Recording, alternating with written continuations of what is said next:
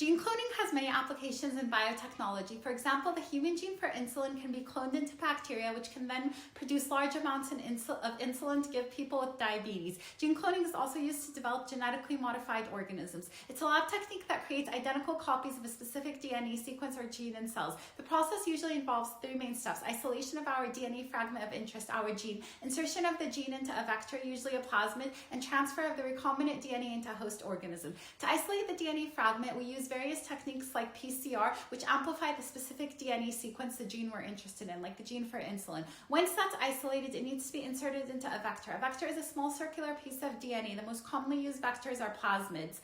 To insert the DNA fragment into the vector, we use the same restriction enzymes that cut DNA, creating complementary sticky ends that can then be joined together using DNA ligase. Finally, the recombinant DNA is transferred into a host organism using transformation, and the transformed bacteria will produce multiple copies of